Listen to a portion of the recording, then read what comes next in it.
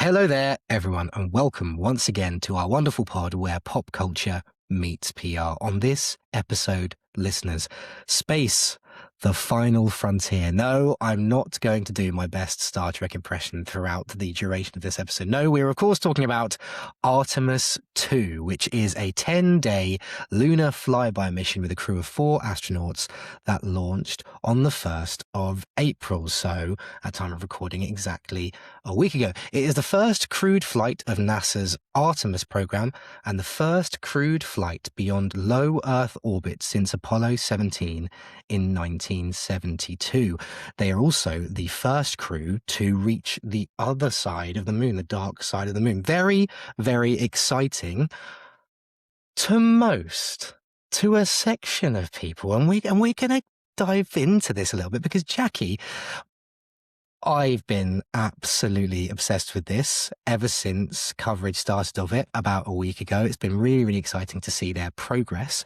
But what have you made of both the reporting of their mission? What have you made of the mission itself? And what did you make of the build-up? Talk to me about your key takeaways from this whole situation. It's so exciting and it's so fascinating.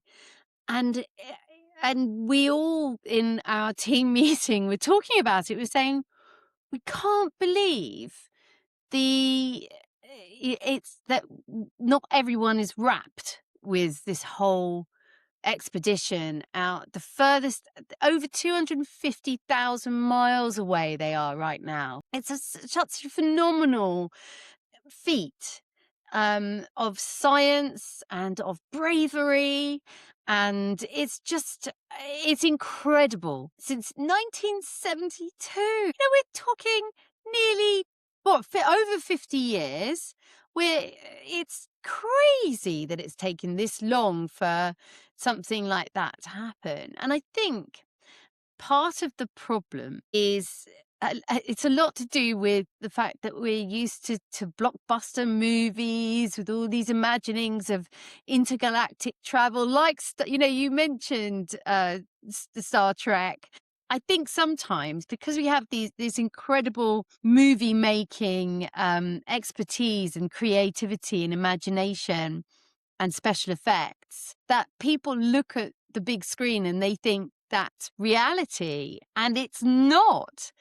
All of these space movies, that it's almost become something that everyone is used to, and the reality is so different. This kind of thing should bring to the fore how much we don't know about space travel, how much we don't know about what else is out there.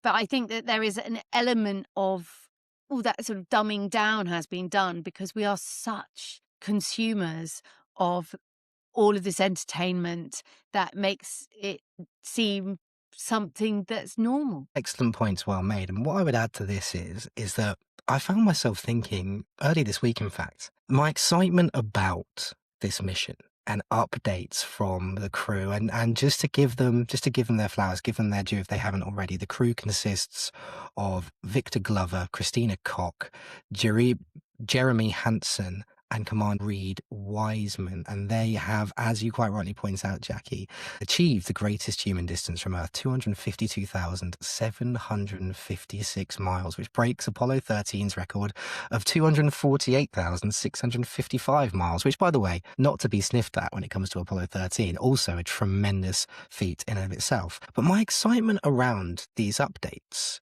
was matched only by the disappointment I felt that I didn't really know it was happening. And it spoke to a PR question, a comms question.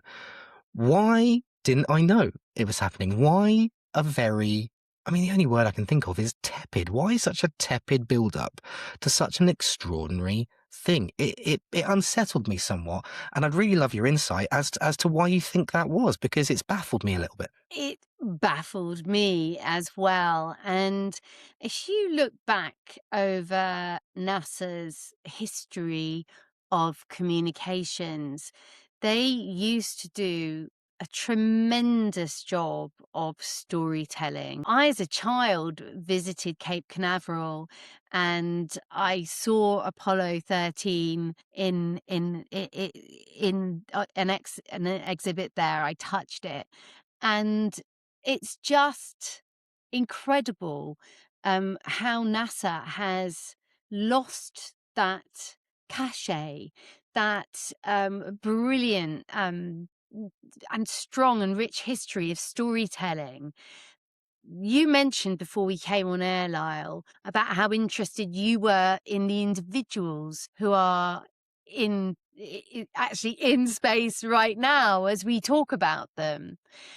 Just in their stories, there's a huge amount to be told. Tell people what those stories are. Well, this is extraordinary because actually, I mean, Jackie, you were right to point out the fact that obviously this is the first crew to, and I think I mentioned in the introduction, and you mentioned this before we went live, the first crew to go to the dark side of the moon, the furthest anyone has ever traveled, obviously over 250,000 miles. But during this mission, Victor Glover became the first person of color, Christina Koch, the first woman, Canadian Space Agency astronaut Jeremy Hansen, the first non-US citizen, and Commander Reed Wiseman, the oldest person to travel beyond low Earth orbit and near the moon. So again, I think I kind of see where you're driving at here.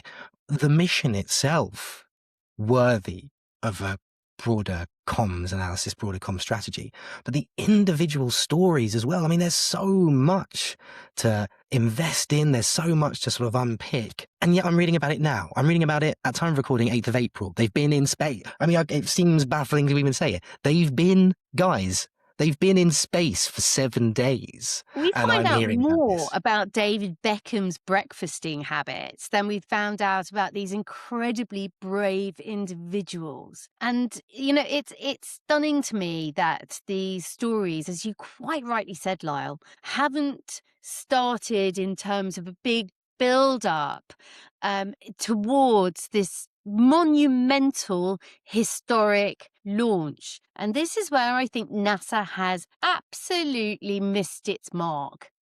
These stories, for whatever reason, and our producer Felix has a few ideas about this, but these stories haven't been publicized. They haven't been reaching us. And this, again, is even more of a shock when we're in this 24/7 media culture where the media is actually baying for stories. The media needs content, good, interesting stories that we want to consume.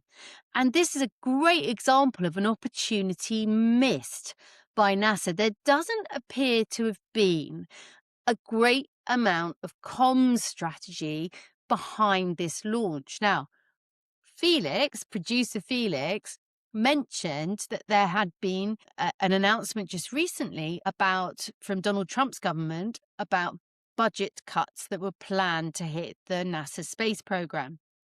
And we were looking into, because I suspected, we were looking into whether there were any more cuts that had been announced before. You're sort of signaling to me, Lyle, that Yeah, because we've got a bit there of were. info. Our producer Felix has been brilliant on this because, as you say, he mentioned this before we went live, and he's also been brilliant at just bringing this in live as we record, which is brilliant, and we love that we're able to do. So, some a really quick roundup from 2006 to 2010. So they're going to come in sort of periods of time. NASA had around $17 billion in funding. It was trying to build new rockets, but it didn't have enough money to finish them. From 2011 to 2017, the budget was stuck at around $18 billion. Adjusting for inflation and things getting more expensive every year, NASA was actually able to do even less with that money in that 6-year period. Then there's a leap, and the leap is because of Artemis II. The leap comes in 2018 to 2023. 2023. The budget jumped to $25 billion. This was to fund the Artemis missions to get back to the moon. The budget's dipped slightly since 2024 to the present day. It's dipped to $24.4 billion. Now, just to sort of clear something up really quickly, no announcements necessarily, but there is quite a public dispute ongoing because the president keeps asking for cuts to NASA and to the space program, down to, in his idea, around $18 billion. So back to 2011 levels. But again, obviously things continuing to get more expensive, whereas Congress keeps giving NASA more money than the president asks for. That's a really interesting insight before you go on, Jackie. 2006, $16.6 billion was the NASA budget. That was 0.6% of government spending. Now, this is significant. In the 20 years intervening, now 2026, yes, the budget is $24.4 billion, but that's 0.3% of government spending in the US. You don't have to be a mathematician. That's 50% of what it was in 2006. Yes. It's massive if you consider what we're now not only able to do when it comes to space travel, but what we're hoping to do. And it does speak to the wider issue of why we haven't heard about this, I think, is where you're going with. It really does.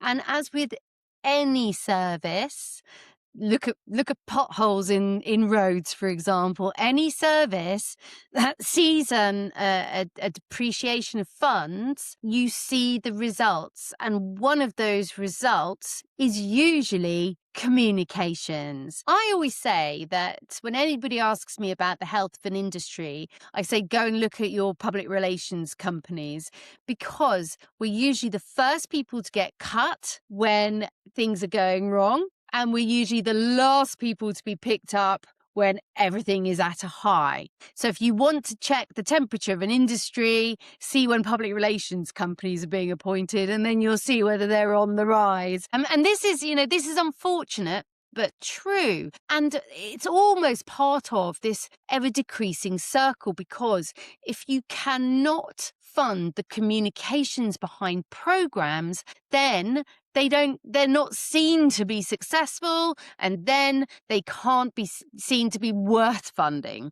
So it's one of those things where history will write itself if those cuts continue to happen. And you see this in industries across the board. And I know I'm on my soapbox really, but it frustrates the living daylights out of me that communications are seen in such poor light, when it's usually comms, and this is why we exist as a podcast, it's usually comms where everything centers, and it really should be at the heart of everything. But unfortunately, we're seen as the outliers when it comes to investment. And this is where I think the problem has been with NASA. They haven't got the money to put into decent communications programs that can tell the world about the remarkable achievements of their team, of their people, of their technology, of the science. There'll be all sorts of things happening on board that we won't know about because they can't afford to tell us about it. And that's tragic, in my view. Hold it right there, listeners. We just wanted to take this opportunity to say that we absolutely love recording this content for you. So please do like, subscribe, follow us wherever you get your podcasts. It really does mean the absolute world to us. And while I'm at it, head to our Substack. It's free. Subscribe to our Substack. Get those comments in. We love reading them on that platform as well. Just search Where Pop Culture Meets PR. Thank you so much, and enjoy the rest of this episode. I agree. And from NASA, whose budget is in the hands of the president and the government, and as a result, appears to be on a bit of a roller coaster, heavy sigh from yours truly. We must bring in some companies doing not the extent of this level, but trying to go boldly where no one has gone before. The Star Trek references are seemingly never ending. I apologize, listeners, but whose budgets for a less multifaceted organization, less multifaceted projects, seemingly never ending because of the people at the heads of them. They are, of course, SpaceX, Elon Musk, Blue Origin, Jeff Bezos, Virgin Galactic, Richard Branson. I bring these in because I wanted your take on what impact, if any, and then, it's not a loaded question, what impact, if any, you think the work being undertaken by these companies has had on how we, the court of public opinion, then perceive missions that NASA undertake and NASA plan and NASA then communicate with us. Because we brought in Apollo 13 earlier, and you mentioned that actually it seems crazy that was over 50 years ago, the last time we tried to do anything remotely like this. But it's not rocket science, pun intended to say, that when Apollo 13 launched, we didn't Apollo have those three 17, companies was that I just it? mentioned. Was it You know, Apollo 17? Was the last one? oh, yes, sorry. When Apollo 70, yeah, you're right. When the Apollo missions were undertaken, we didn't have these three companies. These three companies weren't part of the landscape. And so it was so newsworthy. It was incredibly newsworthy. What impact do you think these companies have had and the work they're taking on has had? Because it strikes me from the outside looking in that they certainly have had an impact of sorts. What's your take on that? Well, my take is that space has become a commercial battleground. You know, we have three billionaires in Musk, Bezos, and Branson all fighting for a bit of space dust. There are such things as uh, judicial organizations that make decisions about what can be done in space. There are space lawyers. There are men and women who specialize in the law that governs space. And as it is, we've now got countries like China, India, Russia, USA, individual countries trying to overstep each other in their individual missions into space. But now we're getting the rich guys, the billionaires, who can put their money into staking their claim to bits of space. And you see this a lot with Musk, with Starlink and SpaceX. You know, he's really going for it. And Musk is a bit of a golden boy in Trump's eyes. And I wouldn't be surprised at all if once Donald Trump has made his billions, even more billions as a result of his presidency. I'm not alluding to anything that might come out of his presidency other than great success for the man financially. But, you know, let's say he does come out of this a significantly richer man and his family is enriched as well. It wouldn't surprise me at all that he would start looking at space like his erstwhile friend Elon Musk. And this drives me a little bit potty because Blue Origin, for example, Bezos, put, I think, womankind and space travel back by about 10, 15 years by catapulting near space a bunch of shrieking near hysterical women who contributed nothing as a result of their little day trip, their little hen party up in the stratosphere, and coming back and kissing the ground and behaving like a bunch of hysterical loons. And that's what got more publicity than the Artemis II program. And for me,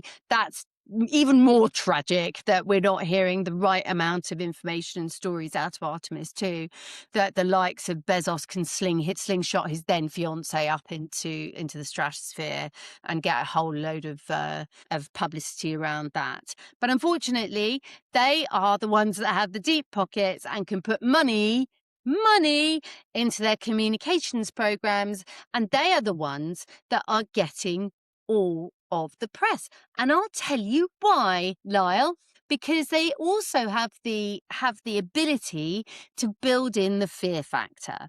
And I'm afraid as we look at what really floats our boats as consumers, it's sharing in the terror of a journey like that. Now, it is scary. It is risky. They are really brave people. And I'm shocked and not shocked. I'm not shocked to say that you need to build that fear into your communications to basically remind people that this isn't a movie coming out of Hollywood or Bollywood or wherever the best movies for space come out of. It is real, and there are real risks. And what unfortunately Blue Origin did was make us a little bit scared that Katy Perry might not be able to sing any more songs if she got catapulted off into the outer space as a result of something going wrong. But they did build that fear factor in. And again, this is something else. The sizzle, the kind of anticipation that you build with really good communications, all of that was completely missing. All of that was lost on the wider general audience. And for big things like this, the obvious needs to be pointed out. And I say big things like this, in fact, in communications, the obvious has to be pointed out. We are generally, as a human race, we can't absorb too many messages at once. So if you lead with, my goodness, these people are really brave, they are risking their lives to go into space for us, the ears will prick up. There is no doubt about it. And this is, again, something that the storytelling is missing from NASA. Before we go any further, as we're sure you have been enjoying this episode, we would just like to tell you about a brand new podcast from the creative minds behind Where Pop Culture Meets PR. By fans and for fans, Pod Round discovers and curates the best episodes from across YouTube, Spotify, Substack, and the whole pod landscape, and delivers the ones worth your time straight to you. Serving up different genres, different voices from different corners of the globe, Pod Round is the one-stop shop for podcast lovers. The latest set of podcasts is all about royal podcasts, royal family podcasts, so we really do hope you check those out. That's Pod Round, available wherever you get your podcasts. Thank you so much, and enjoy the rest of this episode. I mean, loons is a great word. So let's just dwell on that just very, very briefly, because I think loons is a fantastic word. And yeah, I mean, we did an episode, didn't we? We did an episode on the Blue Origin expedition, shall we call it that? The Blue Origin expedition, and what our thoughts were on that and how that was communicated. I need to really find the right words to frame this question, because I think there is something good in it, I promise. The comms around this, does it come down to the fundamentals? Obviously, we've talked about budget, and we've talked about the fact that NASA's budget has been very up and down, and there are, proposed cuts, and the future is a bit uncertain when it comes to the budget they have at their disposal. Counter to that, seemingly bottomless pit of money in the forms of Jeff Bezos, Elon Musk, and Richard Branson, as we've just discussed. But does it also come down to the fundamentals of what the powers that be at the center of these things want to communicate? And you spoke about fear factor, but obviously space travel enthusiasts who were, and I'm going to say this, by the way, because I don't want people, in the comments thinking that we weren't aware of this either. I'm not aware of it because I find it all very, very interesting and exciting, but I'm not glued to every update when it comes to space travel. There are people out there who really follow it, and credit to you, and I think that's absolutely fantastic. I might even do so moving forward as a result of how interesting this has been. But it was in NASA's interest to communicate a sense of security, to communicate a sense of this being very settled.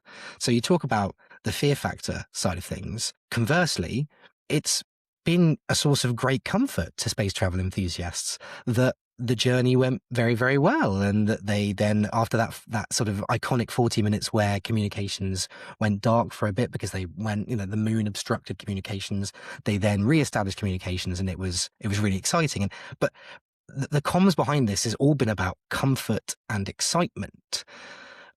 Is that harder? I know that sounds like a really basic question, but is it harder to drum up some sizzle? Because it kind of has to be all quite safe. We don't want to hear, or rather they don't want to communicate that, things could go wrong, that there's a danger, that there's like a lack of safety element to But this. it's the truth. I mean, in the run-up to Artemis II, I was following the run-up. It got delayed and put off, and, there were last-minute glitches and hitches. Even on the day of launch, it was late to launch. It's true. It is dangerous, and it does need to be recognised, and it should be said.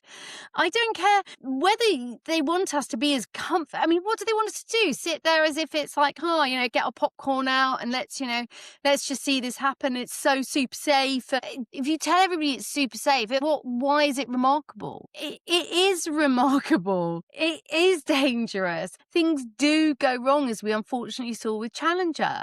These things are fatal when things go wrong.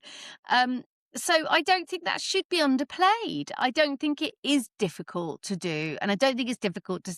I think it was more lazy than anything, or lack of funding, to not talk about the real bravery those individuals have to put themselves in the hands of a massive team of people and engineers, and to strap themselves onto a load of jet fuel and be blasted into the sky. The trust that you have to have and place in your fellow human beings is simply phenomenal. I know I couldn't do it. And I think it takes a very special kind of person to do that. And they will They all have their own individual stories and they deserve to be told. And I think it's actually quite sad that we don't hear their stories as much as we should have done. With that in mind, then, as we do bring this one to a close, they are en route back. They are travelling back. They are on their way home. And we obviously hope that they return home safely after what has thus far been an extremely successful mission. Is your hope then, when they do return safely, that things like this are moving forward, not underplayed? So the second they touch down, we maybe do hear about some of the potential issues they face. We do hear these individual stories. Is your hope, from not just someone who's really enthused by and excited by this mission, but as a PR professional, is your hope that maybe they do start to step up when it comes to the PR and comms of this mission, and we actually hear the stories and we hear the ins and outs of it? Because I, for one, would love that, but I'm also skeptical as to whether or not they will go that extra mile in the way they have done when it comes to the science and the travel of this. I think we will hear from them, and I'm pretty sure documentaries are being filmed and will have been filmed all the way through with this. But you can't encapsulate every part of these people's journey in, a 3-hour documentary or a 6-part series. It's even down to their personal fitness and their conditioning. I mean, getting yourself physically ready for a trip into space and have you seen how small that environment is that they're actually in? They are literally bunched up in it's not like they've gone to the space station and they can float around and have any privacy. They are completely in a capsule together, hunched up in close physical proximity. The claustrophobia, that the smell, that whatever's going on in there, we don't know all those details, all that kind of infinite stories that are going on as part of that, and the preparation that has to go into their physical conditioning. And thereafter, when they get back, after the effects of the weightlessness and space have had on their bodies for that time in space, it's all of it is fascinating. And it would have been great if those stories had been started to be told ahead of time, so we could identify with them. We could be part of that journey and part of that experience. If you go on Reddit forums, a lot of people are talking about the fact that, it is being broadcast across all different YouTube, for example. You can watch it all on YouTube. You can watch it. It's all over Sky News and everything. But I would have liked to have had more interviews done in advance to find out what their preparation was, so that you really feel that you've gone on the journey with them. For me, it's just all a big opportunity missed. I think we could have got a lot closer as a public, and I think we could have got more enjoyment out of it. And we all know right now there is a dearth of enjoyment. There's a dearth of good news stories. There's a dearth of feel-good factors. And it hasn't been lost on me, Lyle, that at the time of Apollo 8 being launched, there are some little similarities, let's say, because it got the same sort of level of apathy after the moon landing that we are kind of seeing with Artemis II.